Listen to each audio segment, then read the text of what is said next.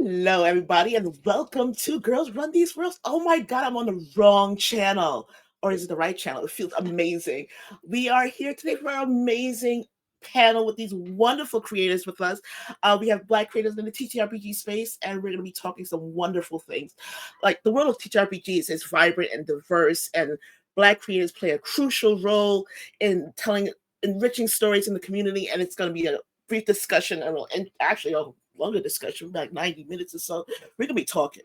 So I just want to start by introducing these wonderful people here who I think are amazing, who should actually probably introduce themselves. So I'm gonna let it go over to Alex first. Like, tell us about Alex and what you do and what you are and who you be. What I'm doing at this precise moment, I'm sitting in a chair hanging out with all you wonderful people. What I am is a cave goblin. However, for today, I'll be a TTRPG creator. Hey, howdy, hi, y'all. My name is Alex. I use they, them pronouns. I am executive producer over at Batty Bars and the GM. We have some awesome stuff happening that I'll talk about later on after we've run our mouths a little bit. But yeah, that's me. Oh my gosh. And Alex, absolutely amazing human. That's just, I cannot wait to have conversations. And Fusca. Hello, I'm Foos. I run lots of TTRPGs on my channel with my family and friends. And I also do some video games in between, and maybe someday I'll do an art stream. But in the meantime, I love hanging out on other channels. I'm very lucky to be invited to certain things, including this. So I'm very excited to be here and to yap and such. So thank you for inviting me. And Chenille. Hello, I'm Chenille. I mostly just draw and then disappear into a cave. I love all the caves. Like, I'm down with all the caves. And hopefully in the future, maybe a podcast? We'll see. Okay, let me find out we're gonna do the podcast. And Kesa. Hey, I'm Kesa. I mostly am also in a cave working on a bunch of costuming and everything. This is part of my cave. I typically just bounce around conventions. I sell a lot. I do a bunch of like LED work and costuming. We're launching apparel, all that fun stuff. TTRPG, I'm mostly a player. I used to DM quite a bit ago. I am starting to get my foot back into that sort of scene. I would love to start streaming, and I have podcast ideas are centered around that. And I'm just kind of getting my foot wet back into the whole thing. It's been super fun and exciting. Mostly probably going to be like sci-fi kind of adjacent stuff for me. I'm a big sci-fi person. I love sci-fi stuff. I just got into a rant about Shadowrun, but that's a whole other thing. Probably on a podcast somewhere else. Shadowrun's shit. We're gonna be talking about a bunch of stuff, but you guys are innovators and storytellers and leaders in the blurred space. I love getting to say that word finally on a stream. You guys enhance the game experience, especially in the TTRPG community. when getting into gamer community, and most demographics don't think about their access. They kind of just TTRPGs, Dungeons and Dragons. I could just go to the store and do it. What was an obstacle for any of you that limited or prevented you from access into the TTRPG space as a content creator? Ooh, I know, What right? Heavy. prevented your access? Yeah. Honestly and truly, it was like, for me personally, it was a lack of like experience, and like there was a huge barrier of entry, and it was doubly intimidating based on the fact that like everybody who was anybody in that space was a little pale. And so it was just a lot. I was very fortunate in that my first GM was a trans woman, but she was a white lady, no big deal. But with that being the case, the lack of experience and the high barrier of entry and the lack of seeing people like me made it like difficult for me to even like become a part of the hobby before I became a content creator. Yeah. And Fusco, I know you stream a great deal. I've been in your channel. It's amazing. Was there an obstacle that limited you or prevented your access into the TTRPG creation? Honestly, at the very beginning, like especially when I first started, I was extremely privileged to be in a situation where my family, I just grew up in a big bunch of nerds. Oh. So my cousins were like, "Are you 4? Here's D&D," and I was like, "Oh, cool." So I got into it real early, so there wasn't like for me in that experience at least. I was like, "This is just normal." Anytime I dealt with it outside of that, that's when things got a little bit weird. Whether I was at a gaming store or something, and it was just like, "Are you in the right store?" And I'm like, "Yeah, bitch, I want to see the Knowles. Hold on." So like, that probably was the most kind of interesting situations I got into. And I think because I have done my best to make sure that who I hang out with, including my family and my friends and such, are, of the same mindset, that when we started going live, I already had my crew. So Right. I was very fortunate enough to be in a safe space already because we already knew each other. We know where our boundaries are, and everyone's very comfortable. So I have been extremely lucky in that sense, and privileged in this space. And the more people I've been meeting, the better it's been getting. And Kaisa and Chanel, did that luck either extend to either one of you, or were you in that space of like, well, what's this new thing? For me specifically, I've also like grown up in a family that was largely pretty nerdy. More so like I feel like both my parents were pretty much like fostering and chill about the aspect of my nerdy stuff. I've always been heavily into cosplay, and I've always been like making things quite nerdy things since I was in as far as I remember, like first grade or kindergarten. So I had like it was like increment steps of like I was already kind of like stewing in the nerd stew, as you would say, for quite a while. Stewing in the nerd stew. Oh, that visual is awesome. And then once I got into about roughly, I don't know, maybe like high school or college, it's when it started getting a little awkward, especially for like content creation aspects, like walking into a store and then them questioning if you're in the right store. I've been there, like trying to navigate paler nerd spaces in college in Southeast Georgia, in Florida, Northeast Florida has been interesting. Okay. I already know where that was going. Okay. Yeah.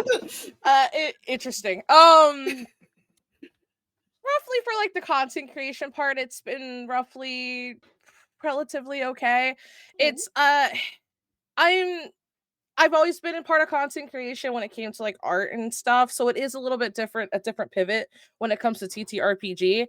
And I think because I was able to get my feet wet and I had all that time to stew before, it made the progression into doing TTRPG content creation a lot more easier.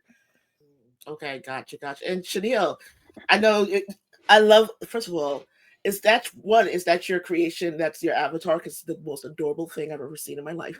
And two, what are your thoughts on how your entry into the TTRPG community?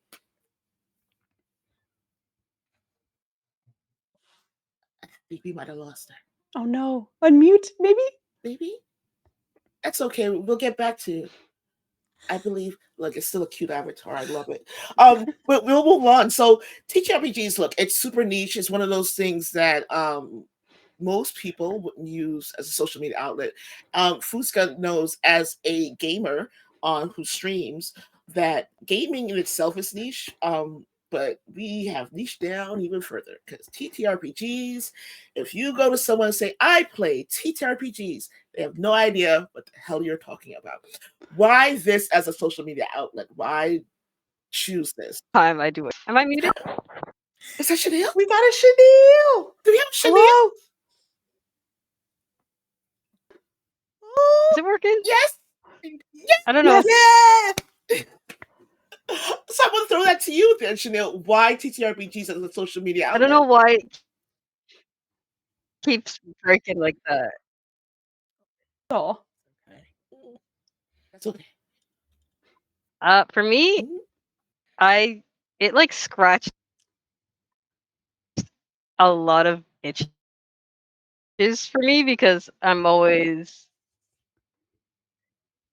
always like drawing, doing stories, that kind of stuff. I'm like, oh cool, another outlet to do this kind of stuff. Because for the longest while I didn't even do comics and like animations and stuff, and just playing TTRPGs with like my friends and stuff was like just like a fun experience, and I liked that aspect. I love that. So, in answer to your question, Can you we hear can me? hear you. Yes. But we can read you faster. So Yeah, the captions are doing its job on this. captions are so I love it. So we got you, Chanel. Don't worry, 100%. I keep muting and it keeps doing. We got you. It's Oh, all good. goodness. It's totally all good. So that question goes for the rest of my lovely panel.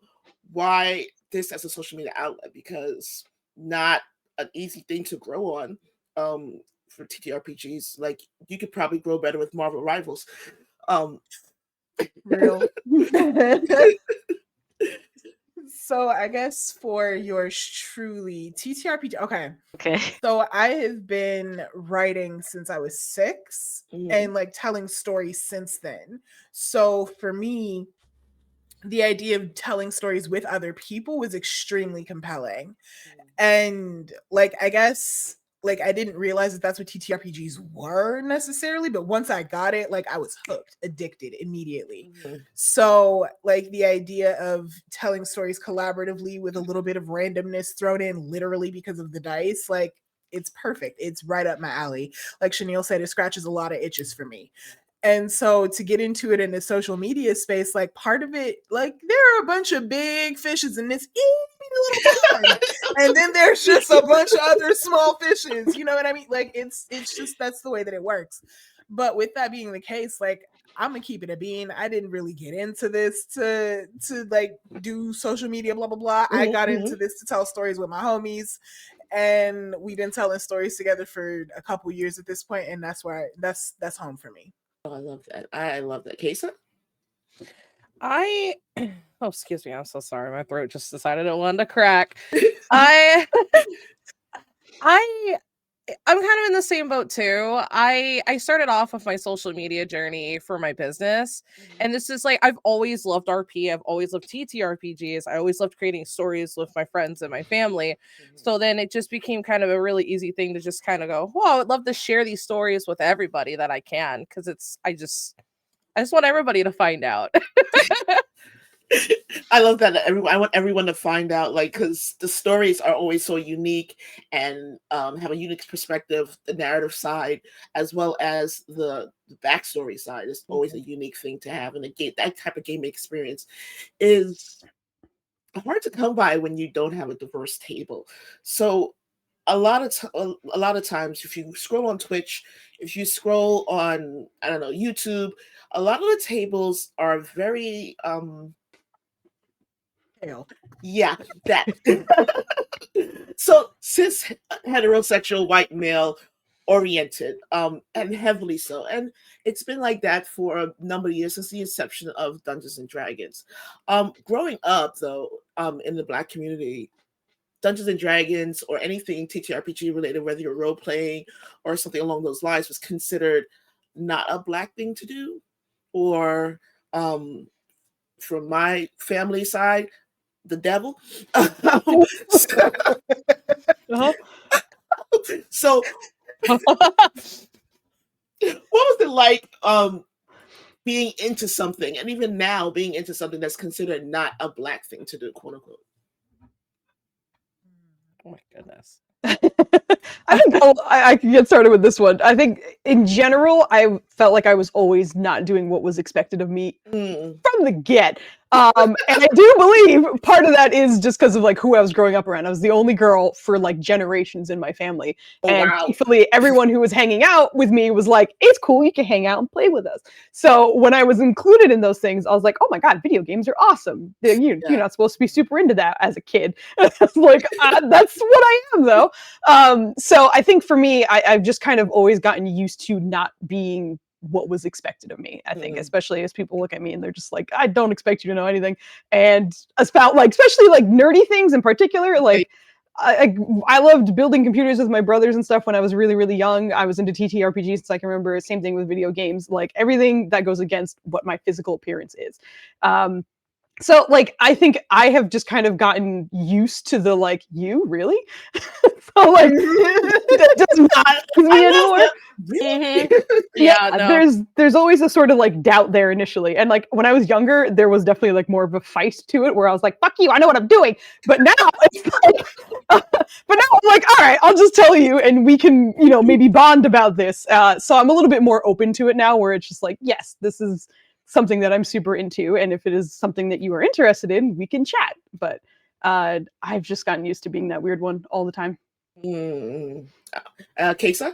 I feel incredibly seen by what you said. Oh, I feel incredibly seen, and then you put it in words in ways that I like struggle when I was like, how do I like share my experiences? But then you took the words like and just made them in like such a way that I just really resonated with how you presented like that very specific like experience, because like I've also just I feel like I've is swimming up a down creek, you know, the whole weird way to say that. It always felt like an uphill kind of situation, like I was going kind of against the grain, and but now it's like an experience whenever I'm like, what, really, you, what are you doing? And then that brings in like a conversation to be inclusive and to invite like everybody to talk about it and to be able just to share something new with somebody.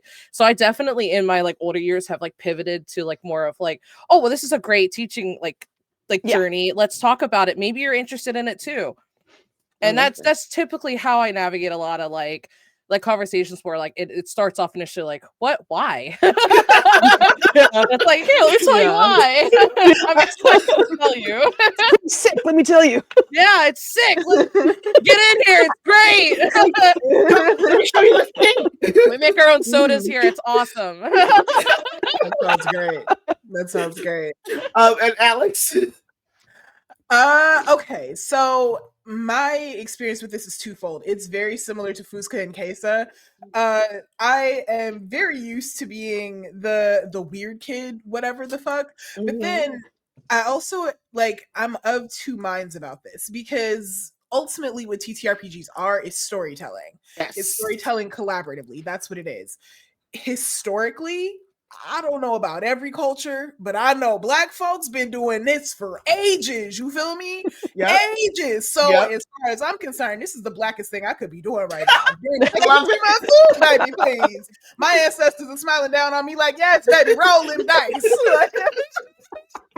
So for me, like, yes, absolutely, this is something that has been codified as cishet and white and male and whatever, but also like storytelling is universal. It's how history was passed down. It's how art was created. It's how community was built.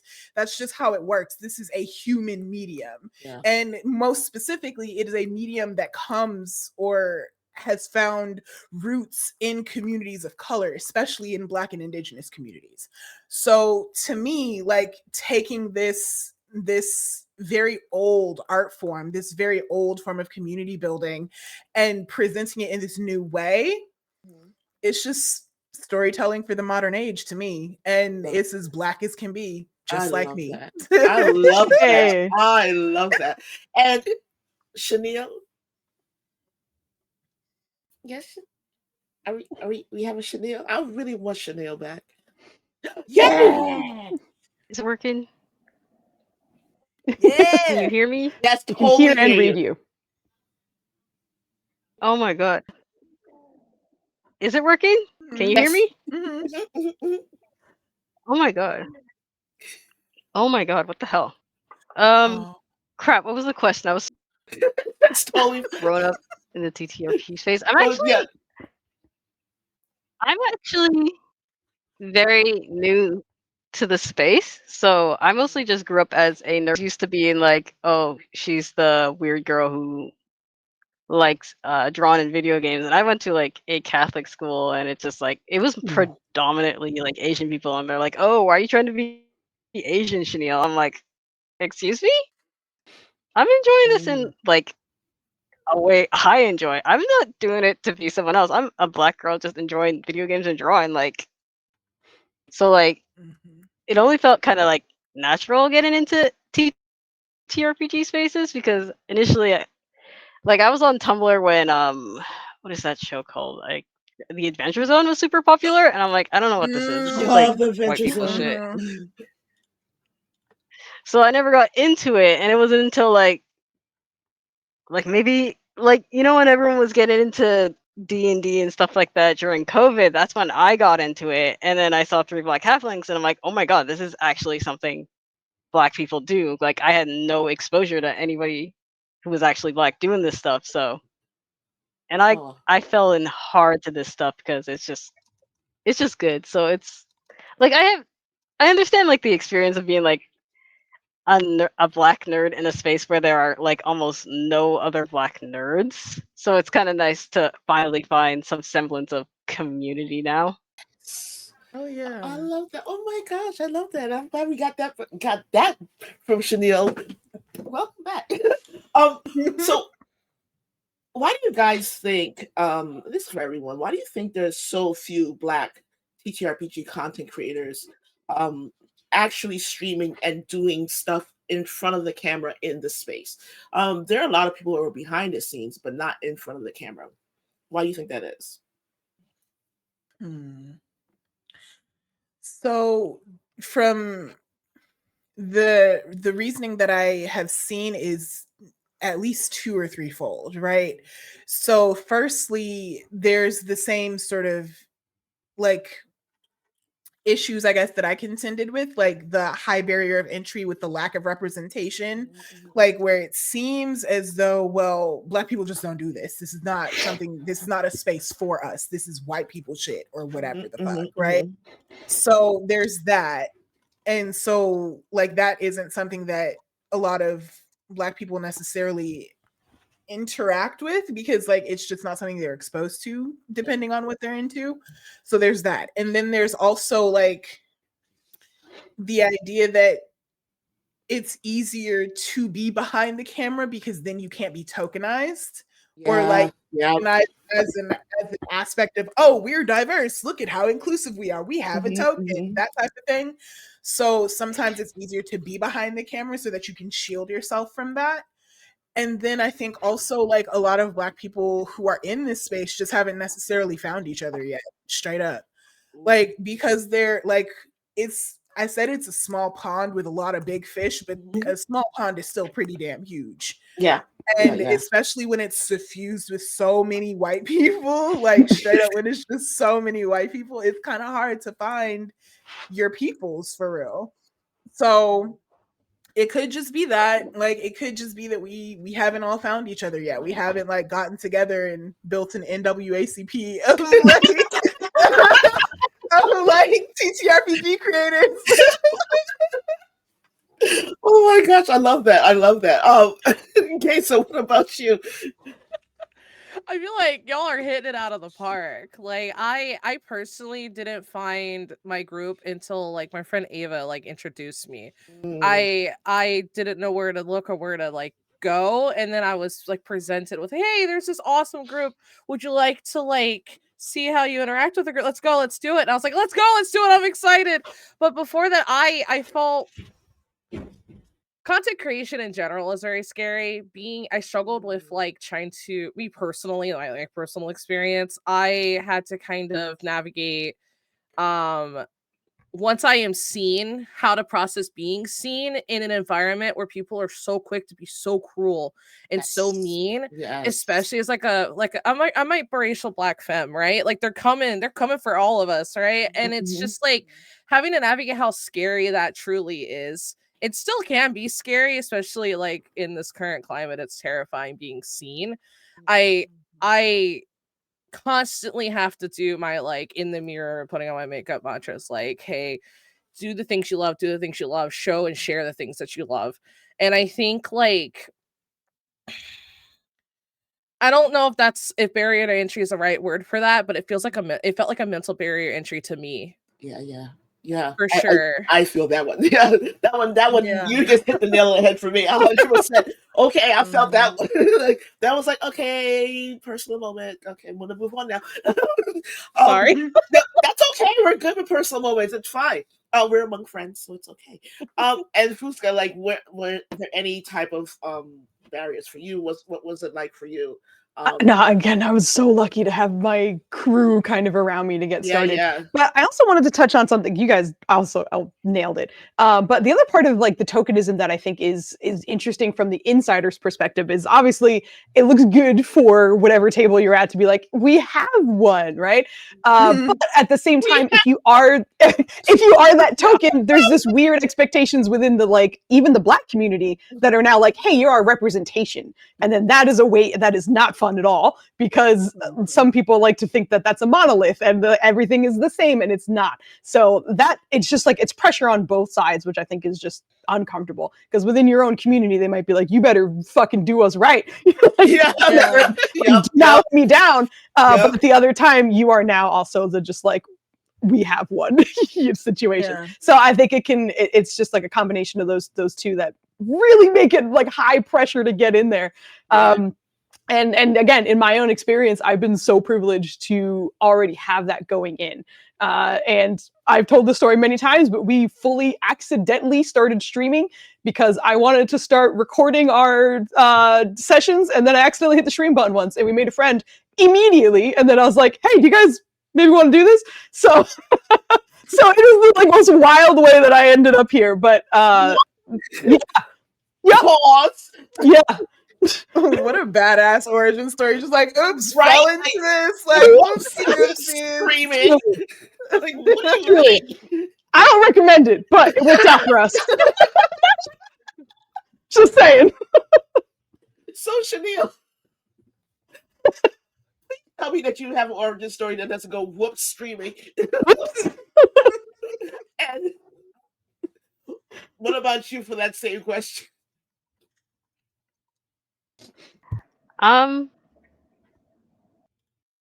I feel like. Sorry, could you repeat the question again? No problem. Actually, I forgot too now.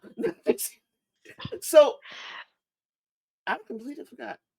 So I think it was like, why do Black people not want to be seen haven't been seen or something like that? Like, why do Black people as in general, we're behind the scenes a lot, but why is it difficult for us to be face forward in front of the camera, whether it's streaming, whether it's on YouTube or something like that, or even on TikTok? Why is it difficult for Black people to go, I'm going to do this thing to be the face of TTRPG? I honestly think it's just straight up scary, because sometimes you just see other Black people going out and doing this thing and doing their thing, and then you're seeing them like have whole hate campaigns against them, and you're like, well, I don't want to subject myself to that. I don't know if I'm strong enough to deal with that, and it's just like, I don't want to put up with that. But I feel like it's still good to try at least, but you gotta, at the end of the day, take care of yourself with these things, and you don't want to like what's the word I'm looking for? Like, take the brunt of like the abuse that might come with it. Yes, the like you said, all of you actually touched on it. The being the absolute face of this, going, oh well, you're popular, so you are our voice and our representation, which also tends to mean because you're the voice and representation, you have to take the vitriol, and all the other stuff that comes with being the voice of representation. But that also comes with, and that this going to touch a little bit on cosplay, where because you are that type of representation, a lot of times you get, well, like one of my favorite, I guess it's a jingle or a song, Anada isn't black. um, Oh Anada yeah, isn't I know. black. She gonna be black Nana today. isn't black. She gonna be black today. Hey, So yeah, big fan. it's super irritating to say you as a black person cannot play that, cannot do that cosplay, because that's not a black cosplay for you to be doing. For our panelists who are into cosplay, what do you say to people who say, well, you can't be this character because that character isn't white, specifically because the character doesn't exist, but that's another story. What do you say to people like that, and how do you get past that obstacle for yourself when you want to play a character that isn't traditionally white? Ooh. You- I'm spicy about it. I was like, faces already. I was so spicy about it. I love spicy. I love spicy's good. Let's Let's go. get spicy, Let's get baby. it. We support Um, spicy. I don't know if we're gonna get censored. Fuck them. Yep. There you go. It's kind of my personality on it. It's expensive to cosplay. Even if it's Mhm. not expensive, I do what I want. It's because I want to do it. I do what I want. Like, who are you? And I'm very spicy about it.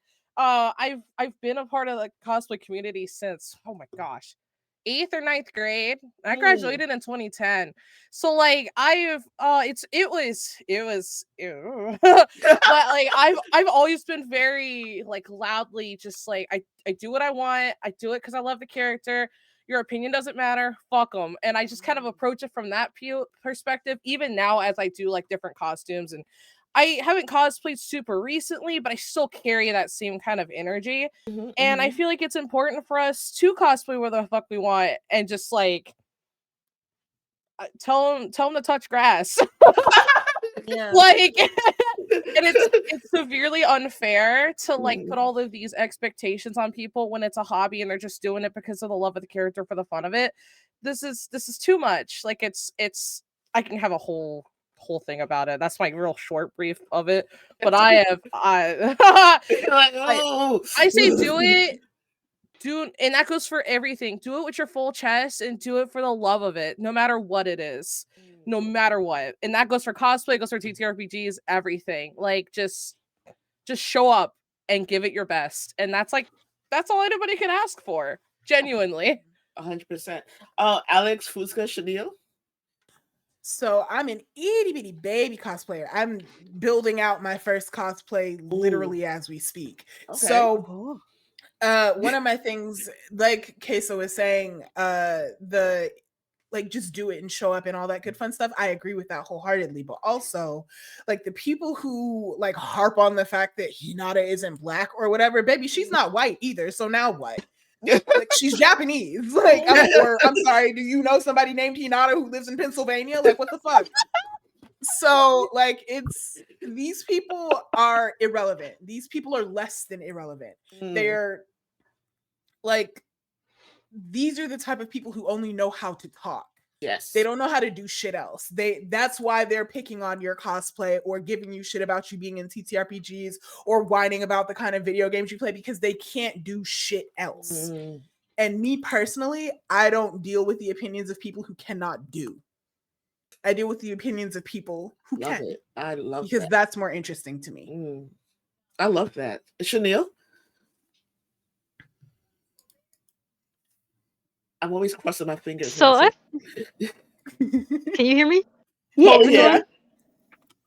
Okay. So I've cosplayed a very, very long time ago, and I went as what was I cosplaying? There was one point where I cosplayed as like Knights from Nights into Dreams, and my friend helped me make the cosplay. Mhm. And another time where I cosplayed like an Inkling from Splatoon. And Okay. it was fun. It was just genuinely fun. And the thought of like, oh, you can't cosplay this, you're black, they're not black, blah, blah, blah. That never crossed my mind, because I'm like, what are you gonna do about it? Like, I'm out here having fun, hanging out with my friends, like dressing up as a character I love, and it's just like, we're gonna do what we want forever is the thing. It's not gonna make your life any worse just because Yeah. somebody skin tone doesn't match the character, you know?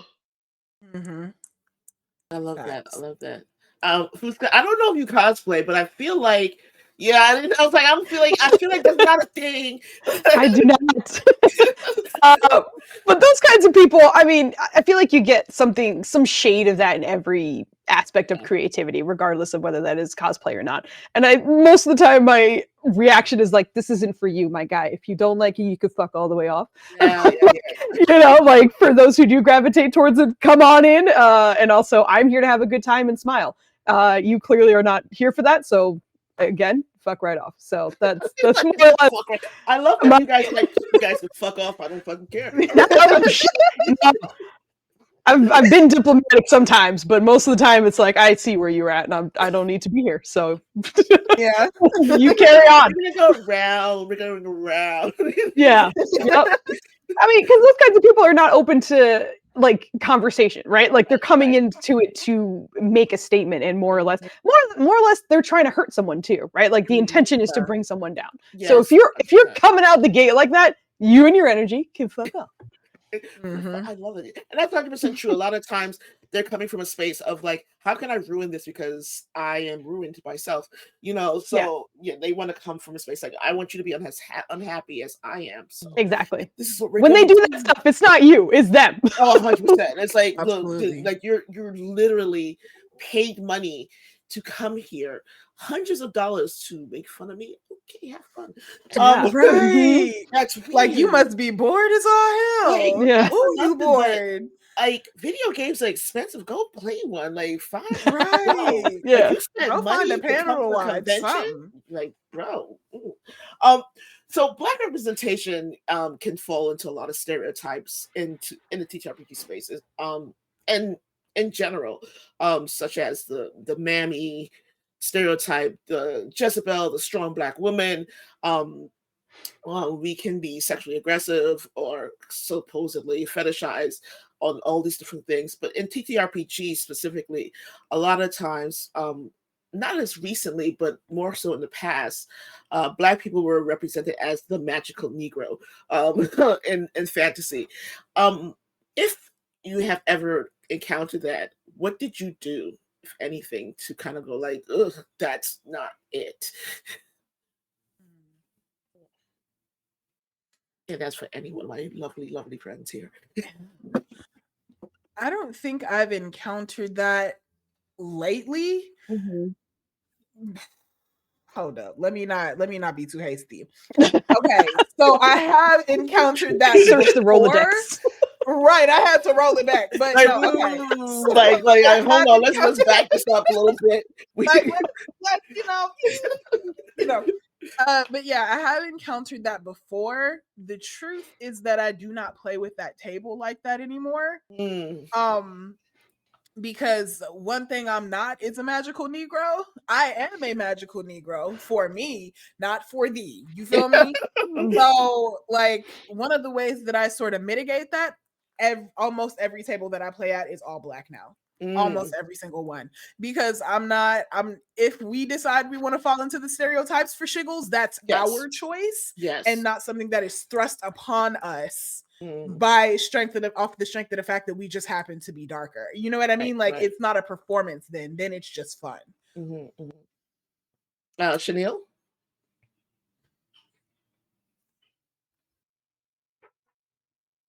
I don't think I've ever actually encountered this. It's like, no, I'm trying to think of anything, and there's like nothing coming to mind. I've never. That's fair. That's encountered like fair and valid. That kind of stereotype. That's a good thing. So I don't really have. Thank God. I would be so mad. Like, Chanel's like, that ever happened? I feel like I'm gonna toss this table. Like, I will. Like, that's the impression I'm getting. Like, this is gonna be a table flip. So damn flip. Kaysa, what about you?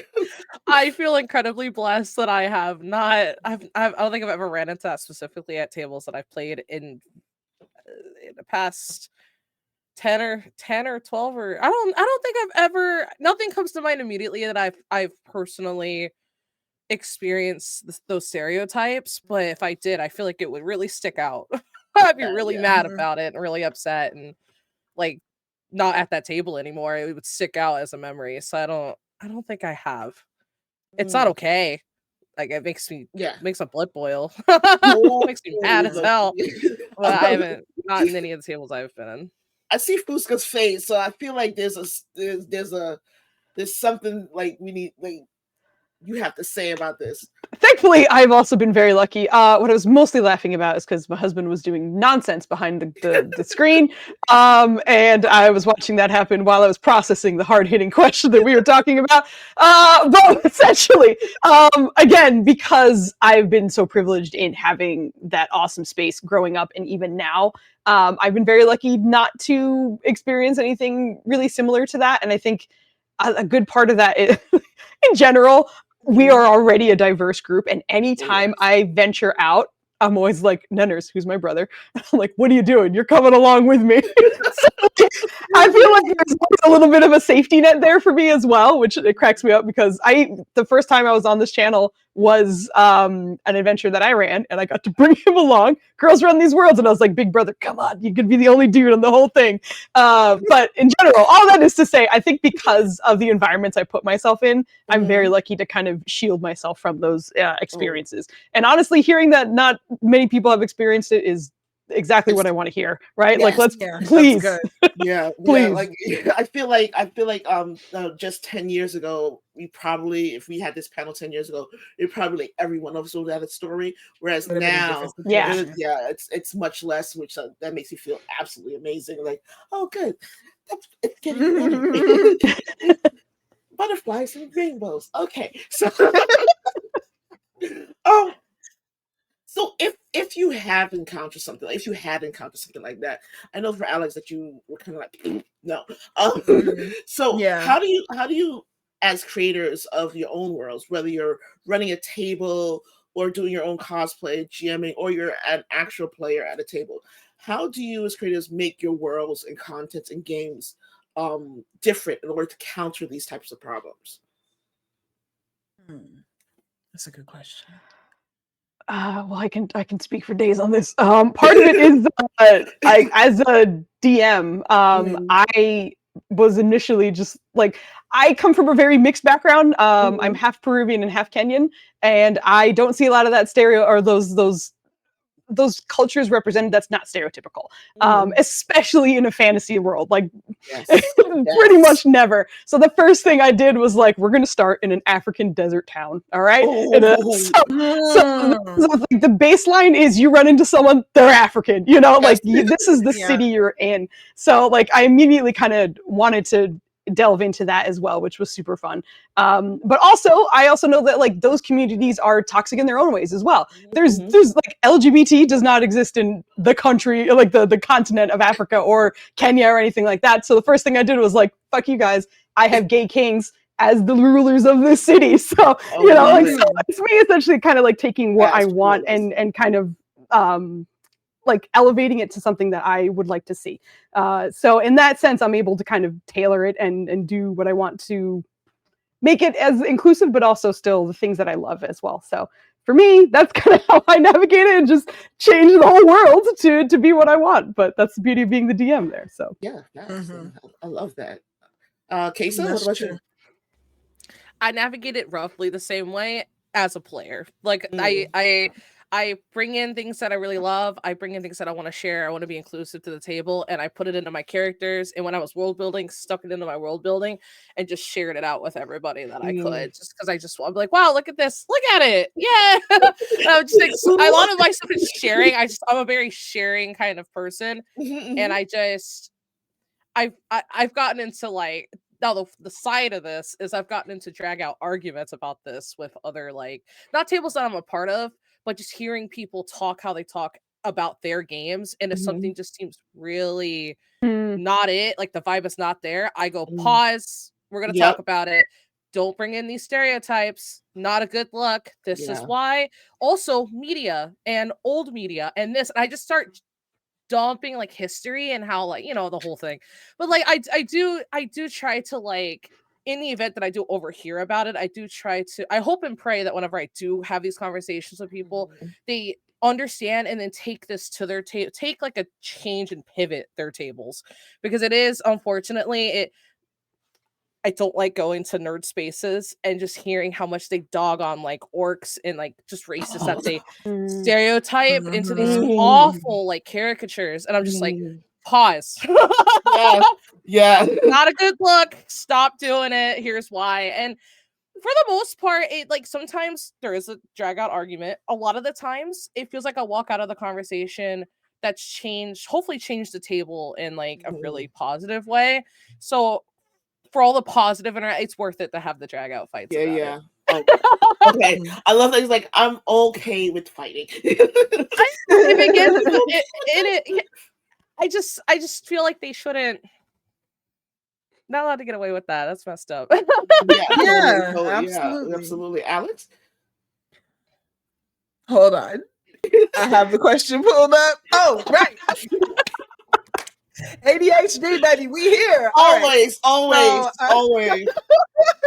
So, off the strength of the fact that I am Black as fuck, queer as fuck, and trans as fuck at any given moment through the day, like this is just how I live.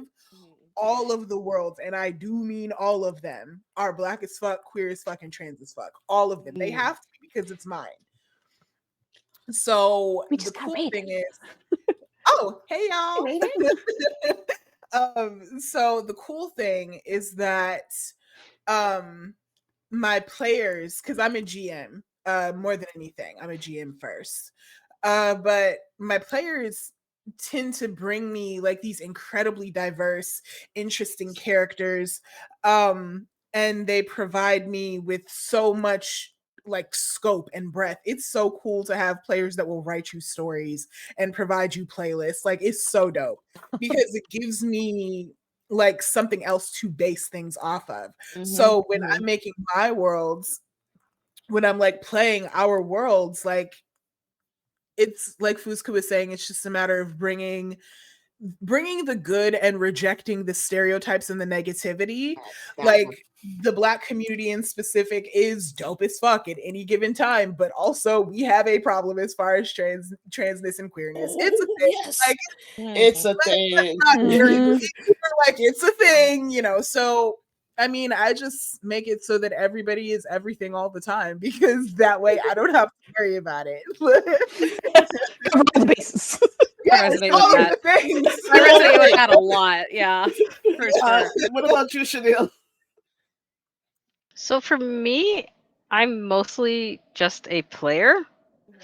So I just try, and I like to play. A lot of times, I like to play non-human characters. So, like the first D&D race species, I don't remember what they use right now, but the first thing I played was a grung, and when I read their lore, I'm like, oh no, this is really, really bad. So one of the first things I did was like one of the first I would say I like did was like pretty much just rewrite the entirety of how their lore was because I'm like, this is just not okay, first of all, and secondly, it's just like this is just leaning into I don't know, just like weird like tribalistic racist like stereotypes and it's just like they're frog people, why didn't you lean more into them being like more like frogs? Thank you. Okay. So like for me it's just like oh my god. Okay. It's just like why is your first it's not even just like the grungs, it's just like all their I don't know, D&D hates frogs, that's what I think. But like can that be the title of this panel? D&D hates frogs. It's funny because it's true. But like for me, when I'm like making my characters and designing them, like whether they're like more human or more like animal, I just try to add more black features because that's nice for me. A lot of my characters are like asexual because I'm asexual or like kind of sapphic. Mhm. Mhm. Sapphic. Mhm. So I also like to put that aspect on my characters. So I just mostly just want to try to put myself out there and just see myself in those worlds. Gotcha.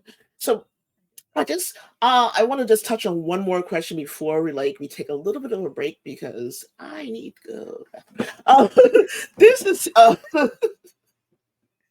I have to put these things in here. What a lot of times we are as Black creators just instinctually inclusive about our tables and the things that we do in the TTRPG and cosplay space. Um, and more recently, white creators have been endeavoring to make their tables inclusive and be more intentional. What advice would you give these tables and how to be more inclusive at their tables and to bring in more Black, trans, lesbian, LGBTQIA plus individuals at their tables, and and just all around diversity? I mean, to be honest, I wouldn't give them Mm, advice. And that might be like asshole of me, but my thing is very much this. People do what they want to do.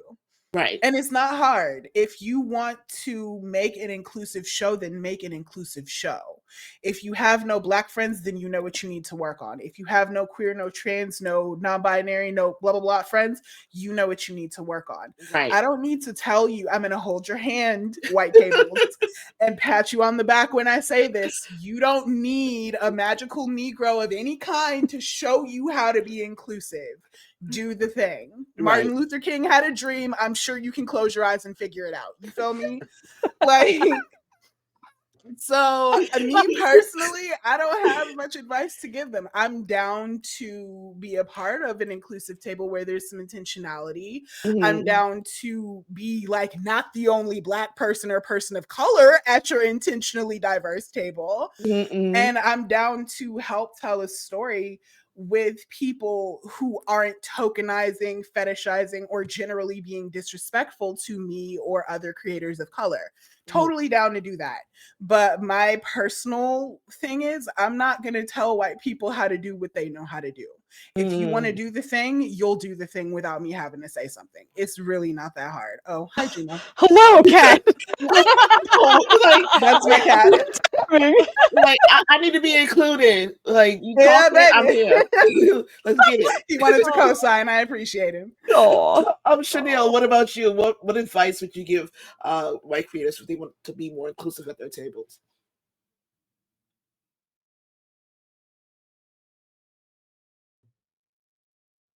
I feel like we got you. Literally, just do it. Okay, there we go. What are you waiting for? Just literally just do it. What do you wait? I love that. Just The that's pause it. made it worth it. It totally made it worth it. Just fucking do it. Like, what do you, Like, what do just you- I love that she's talking and I can just go like that. Read. Yeah. is it working? Oh my god! All right, we're gonna come back to Chanel for a second. Like Okay, literally, so uh, Oh, just oh, we lost her whole avatar. Okay. do it. Like She out here being a Nike commercial.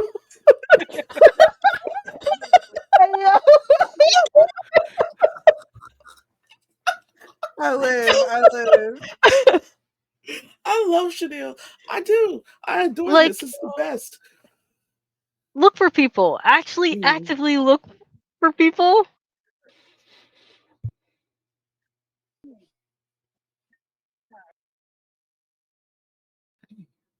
Like I don't know. It's just like if you care about making a diverse table, you got to put in the effort. You can't just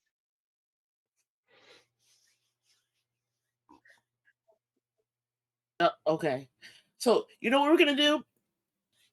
We're gonna take like a little bit of a break, probably just. like because we're gonna sort this out. We're gonna take about a few minutes, about 5 minutes. I'm gonna Yeah, I don't say know. I don't really have break, anything and we'll come right back else to to say other than it. just do it It's and put in coming in the real weird. effort. I don't think that we need to give you advice. Mm. Like you invite your people.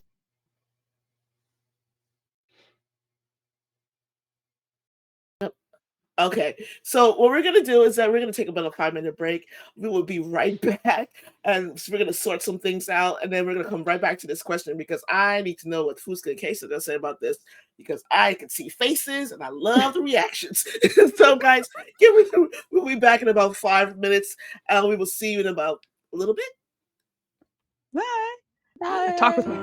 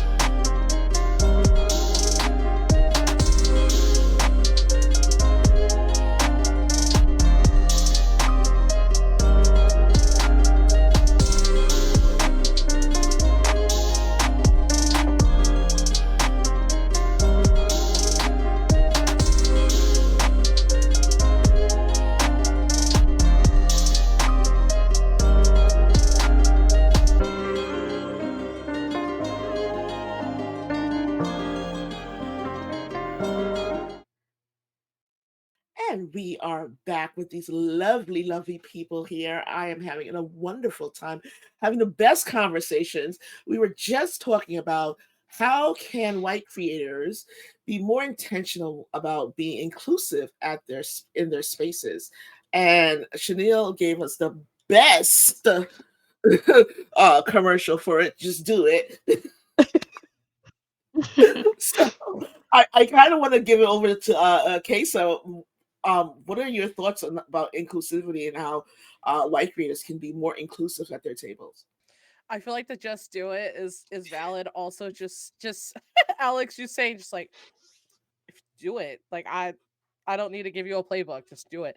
Yeah, roughly the same. Actually, almost exactly the same. Just if you do it, do not tokenize. Do not Mm. tokenize us. All of us. Do not bring us to the table because you want to bring us to the table. Don't make it just this weird, awkward thing. Like don't tokenize or anything. Don't make it weird. That's it. Don't make it weird. Don't make it weird. Don't do that, please, dear God. And Fusca.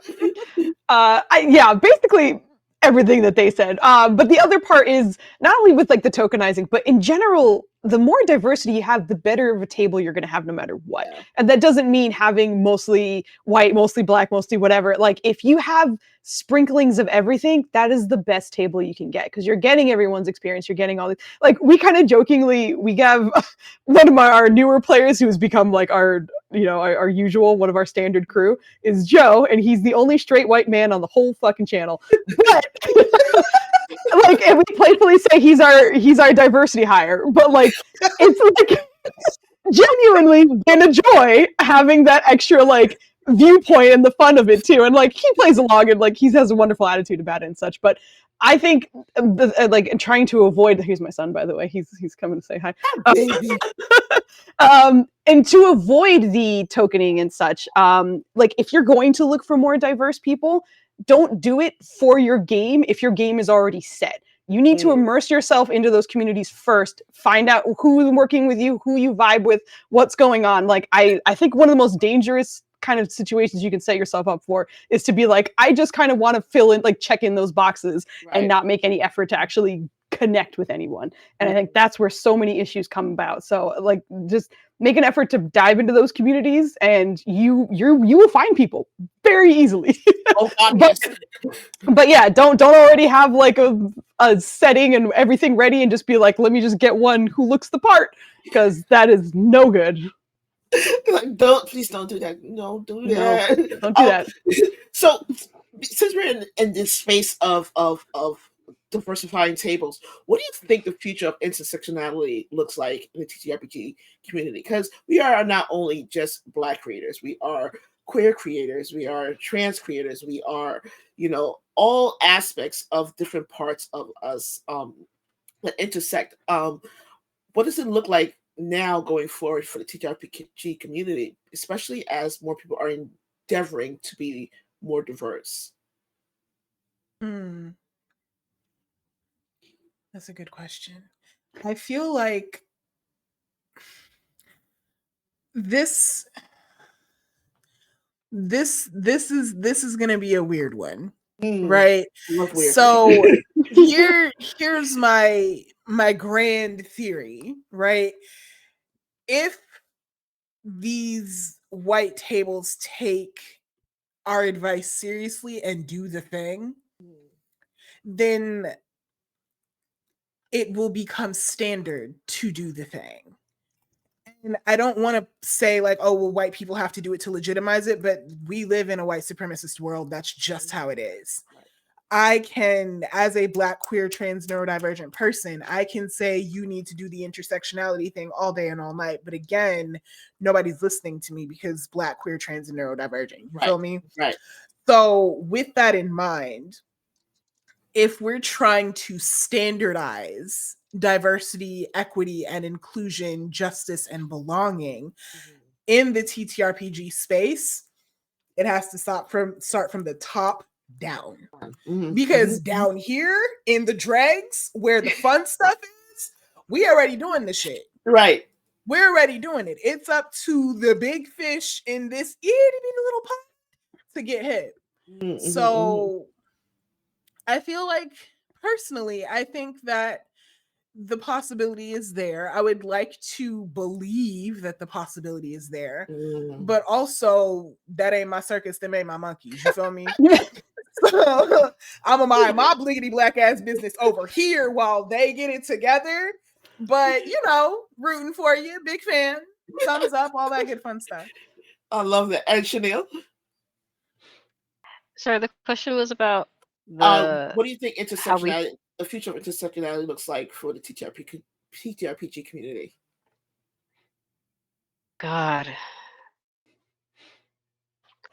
I just want things to be better and easier for minority creators, and we're starting to definitely see a lot more shows with more diverse groups with actual Black people, and it's not just here's the one same Black creator over and over again. Yeah, And it's not like it's a bad thing. I love seeing Black creators, but I'm hoping it's just we just see more of it,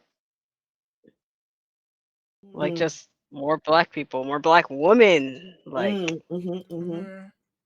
queer not just Black Abria. woman.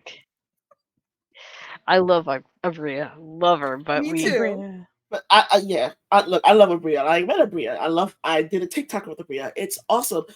We need more Abrias. Yeah, Yeah. we need more Abrias. You need more Abrias. So Kesa, what about you? I feel like as things start coming together more, I'm hoping and I'm pushing for just the normalization of just everybody's included, everything is inclusive. We're all just this becomes the norm. I it's gonna take a lot of work, but it's worth it. And I feel like at the end of the day, when there's just more is definitely what I'm going more. I want more. I want to see more. That's my perspective is just being very hopeful that as there's a bigger push and as people come together and to be seen that it's just there's just more. We need more. We need Just more. more. Bring them more. And Fusca, what do you think about the intersectionality future that we're hoping for? Yeah, I honestly think we'll get there. It's gonna take some time, and I think unfortunately, as we basically fuck up our way there, those fuck ups have to happen, and unfortunately, those need to be treated as learning situations as opposed to moments to kind of flame and whatever. The unfortunate thing with representation, even in movies and TV shows, is the first time representation comes, it's stereotyped, it's awful, it's the worst representation you could possibly ask for. But that opens the gates, as awful as that is. So we have to go through those painful times to get to a better spot. So when those opportunities happen, just I think as everyone involved, as long as you can kind of be open and have those conversations and make sure it's moving in the right direction, I think we're on our way. I think that we have a lot more pain to go through, but I think we're on our way. We're showing signs. Exactly. So, people, there's been a pervasive opinion about Black people and people of color in fantasy and it not being realistic, from Game of Thrones, most recent TV show where they were flipping out because there was a whole Black family flipped out. That brings a power. Woo! Yeah. What is your opinion when people say that having Black people in fantasy isn't realistic? That shit fucking sends me. It's literally called fantasy. What the fuck, sir? I don't understand. Okay, we can accept everything else. Dragons, Lizards, fucking basilisks. We're cool. Black people. This is where you draw the line. No. Somebody with a cat. What are we gonna do? Absolutely not. No, I'm sorry. I have no restraint with this particular subject. Oh no, I feel that. Me too. Fantasy. What? I feel you. Oh God, it's just silly.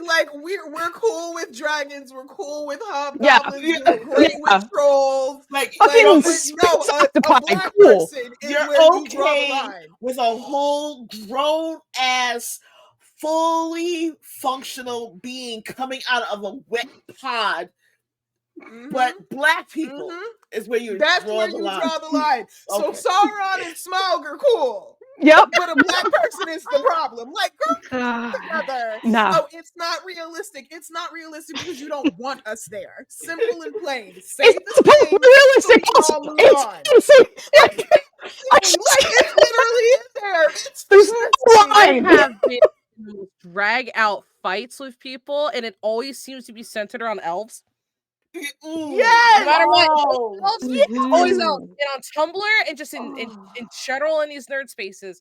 And I'm gonna say this specifically. This is probably just a WoW nerd in me, but the whole like whenever they had like black blood or was it blood? It was blood elves, and I was like, yes, finally. And then like Tumblr was like, no, and it's like, but you draw the line there. Why? So I had to lean in and say that. Why? What is wrong with you? It's just like I used to get. I still do get mad. I'm not really in that space anymore. But oh my god, these nerd spaces. Why is it always centered around elves? It's everywhere, Right. but it always seems the lockup seems to happen around elves, and I'm like, Elf supremacy. They're elf supremacists. I'm like That's sniffing into the problem. mic. I'm like, it smells like bullshit. Straight up. Hate it. Not a good way. yeah. Shania, what are your thoughts on black people now being realistic in and not just black people, but people of color, but usually specifically black people not being realistic in the fantasy. I think it's bizarre. Just like everyone else said. So dragons, aliens, all that's fine, but suddenly there's a black person and your whole like worldview of this fantasy sci-fi world just crumbles just because somebody's skin tone is just a little darker. It's bizarre. It's just like if anything, I feel like it makes it more realistic because in fantasy you're always traveling everywhere. You're gonna see other types of people. What are you talking about? True. That you know what? That's 100% true. Like literally, you're traveling in a fantasy world, but you're traveling all over this fantasy world. Why do you think everyone is homogenous? That's weird. That's suspicious. I'm not saying nothing. I'm just saying that if you want everything homogenous in your fantasy world, that stank a little bit. You feel me? That don't hit my ear right. That's all. Someone brought up in chat, and I kind of want to touch on it a little bit about Wizards of the Coast's purpling of elves, calling them drow. In their way of trying to be inclusive of black people, I guess, as elves. However, those elves were evil. What are your thoughts on their trying to change that old lore and bring it more into the future? I do appreciate that in general. Oh, sorry. Do you want to go? No, good. All right, sorry about that. I do appreciate that in general. It feels as though they're trying to kind of erase this thing is always evil, because that can be very problematic. And whoever decides to assign whatever to anything and just because of the way they look or act, that's always problematic. I think as an old drow lover, they were always described as like obsidian skin, so it wasn't even brown. It was like black, like black, like not like a brown person by any means. So when they started changing that, I was like, I guess, sure. Like I was a little confused about it, because also I was like, why was that more accepted than other elf races? Because that was a much easier, I think, pill for everyone to swallow than like anything else. So it mostly hit me with confusion, because I was just like, that's not what they were originally, and I think maybe that's just more comfortable for other people. But I think it coming along with the mentality of, these races aren't all good, these aren't all bad, or like, our lineages or heritage, whatever you might want to call it, is okay. It's just kind of weird. It just feels like a weird decision. Like, I don't hate it, but I don't love it. It's just weird. It's weird. Chanel, what about you? I like that they're changing everything from like, as a big grung lover. Like, I'm very pleased about this, but also just like some of the changes are a little like weird, and it's just like some people, it's just like you're kind of used to how they were for a long time, and then they change it, and it's just like, okay, what are you doing here? What's like, what are you gonna add to make it like better, more inclusive, like that Yeah. kind of stuff? Yeah. But I'm also not an elf person, so I'm like indifferent to most of the Also, changes. I am stuck. What's stuck in my head right now is D&D hates frogs. That is stuck in my head forever now. It's Kaysa, true. what about you? Sorry, for the question is, are we asking about our opinions about them, how they're changing the rule books? Yeah, so or everything? they're trying to. So what's Wizards Coast is trying to do, especially with their big misstep with the dozy. Mhm. Ooh. It's always gonna say something. Yeah. They are trying to make the drow less, I guess, black coded, and more elf coded. What are your thoughts on their efforts to change the old lore of drow, and make it more, I guess, fantasy like and inclusive, and not so representative of what supposedly black people and black elves are supposed to be? Yeah, it's like a double-edged sword for me, because like I do like the changes, and I do think that the fact that the changes are occurring means that talks were hopefully happening to be Mhm. like, hey, we should change things. And the misstep of the I say Hador's Eve, I don't know if I'm I say pronouncing dozy them too. right. Yeah. Bad. Not Woo! woo, bad, spicy, bad.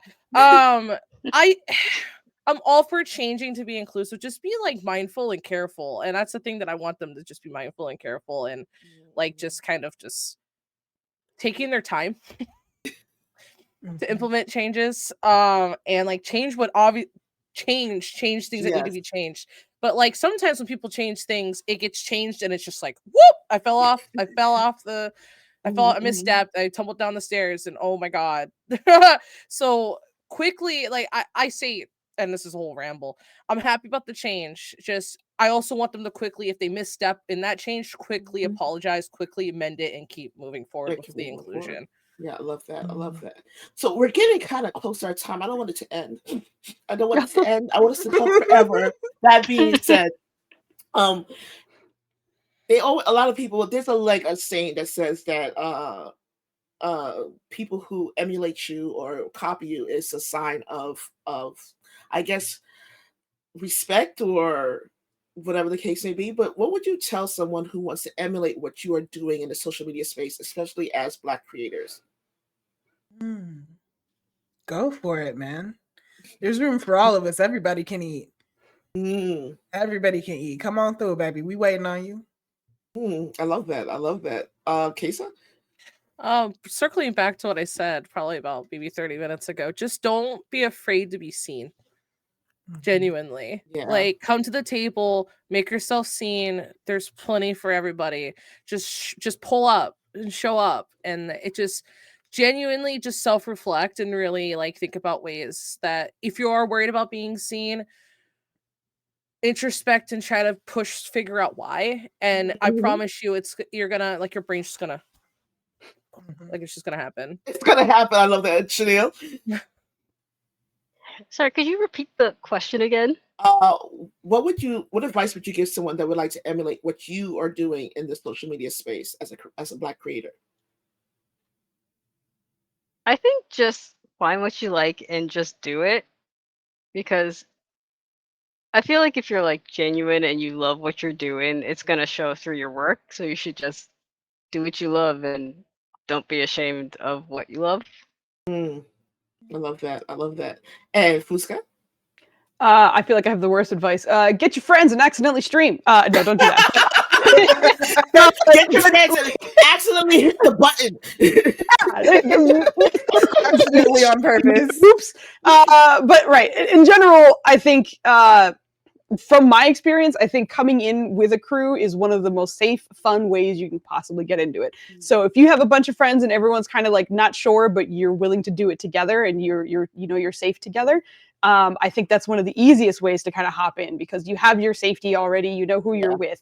But I also know that's a high ask as well because getting a bunch of friends who might not be equipped, regardless of whether that means technology or mentality or anything, to do that kind of thing is a big ask as well. But if you have people who are kind of like-minded, and I also feel like a lot of times people are unsure because they haven't dipped their toes into it yet. So I think that's also part of the safety of it. If you have other people who are doing it with you, it's less on you, right? Like, because you're there with 4 or 5 other people, so it's like, we're here together. We don't know what's happening. So if you can, if you have people in your life who are also interested in it, find safety and security in each other and enjoy it and hop on in, because people will find you. That's more or less how I am here. Yeah, same. Yeah, Same. look, I lurk everywhere. I see everything. I am the all. I'm just kidding. Yeah. Hey, easy. So, thank you so much for being here and doing this wonderful panel. You guys are absolutely amazing. I absolutely adored this. Was so much fun. I enjoyed the absolute mess out of myself, because I will, if you let me, if Girls Run These Worlds Council will let me, I will keep talking. We will not go. You're not going anywhere. But that's we're not going to do that. I'm not going to do that to you tonight. Tell everyone what we can expect from Alex and Fusca and Chanel and Kesa in the next few months. What can we expect from you as a group, as a creator, as the person? What can we look out for? I guess I'll go first. Hey, howdy, hey, y'all. My name is Alex. I use they, them pronouns. I am executive producer and GM over at Batty Bards. Currently, we are in the middle of our Black History Month release, World Replica. You can catch a gorgeous table of Black, queer, and trans people there, having a good time, doing some dot hack-esque stuff. So check it out. Also, season 3 of Batty Bards is, bumping around in the ether, and we have some other stuff coming down the pipeline and blah, blah, blah. But yeah, if you want to hang out with us, just find me at Batty Bards, and you will find me and the rest of my crew there. Thanks so much for having me, y'all. Oh, that's awesome. I can't. First of all, I'm always at Batty Bards. Like, what's going on? Yo, me too. What's that? What y'all doing? Okay, gotcha. Okay. We good. And Kesa, what can we expect from you in the next few months? Firstly, I'm so sorry to derail. You said dot hack, and my heart did a flutter. Like, I was like, listen, we made it for y'all. I feel so incredibly seen right now. So anyway, this is the thing I was supposed to say, because my heart was just like, yes. I'm Kesa. I do work for, I am Aetherwares, but me and my partner do stuff. We're doing a bunch of hoodies, a bunch of crop tops. I'm just going to be working on through my queue, doing like a bunch of costuming pieces, updating people on. I usually do TikTok and Blue Sky is where you can usually find me most active. I play at the table for Roll for Luck, so I'll be there every other Wednesday. That's kicking up again in March. I'm so excited to see what shenanigans we do, and we're gonna be doing a podcast with some friends. I'm just kind of sticking my fingers in everything all at once to try to do stuff. So if you're ever coming around town in DC, there's Furthermore. We're gonna be at this booth. It's gonna be great. We're gonna be selling stuff. I literally cannot wait to talk about TTRPG with y'all if you do show up. And yeah, I'm just crafting in my little cave. Awesome. And Chanel? I'm just gonna be doing my usual drawing and posting of art, comics, hopefully animations if I have the patience to finish it. And then in the distant future, hopefully a podcast with my friend group. So, I cannot wait for that. I'm waiting for that. Make sure when you do the podcast, the first thing you say is that D&D hates frogs. That's all I care about. Well, it's gonna be Pathfinder, so Pathfinder actually loves frogs, so I'm pretty happy about that. I love it. Correct. And Fusca? Hi, I'm Fusca. Again, this has just been such a blast chatting with everyone here. I do a lot of TTRPGs on my channel. Our current show that is on right now is Outlaws of Alkenstar, which is Cowboys and Pathfinder. And I will be having my kind of medium series starting up in March, which will be on Saturdays, which I'm very excited. It has Ava in chat there, and Anita is in it as well. And I have a lot of other creators. Evie's in chat as well, and she's in that too. So it's a really, really awesome group that I'm super fucking excited for. We're in the art phase that I'm getting through right now, but Awesome. super, super hyped for it. But my channel is, as we playfully are calling it, our TTRPG hoe phase. We're trying out like as many different systems pretty much as we can. Shadowrun was one of them, so sorry when someone said Shadowrun, I was very excited. But if anyone is ever interested, we do all of our recruiting on our Discord, so all the information and such is usually posted there. And welcome if you would like to come hang out, throw your hat in the ring, and see if you can join us. But yeah, that's mostly. Also, sometimes I do video games. Sometimes, and that's it for me. And I'm going to say for myself, hi, I'm Classic7 I am a professional GM as well as a talk show host over on my channel over here on Twitch.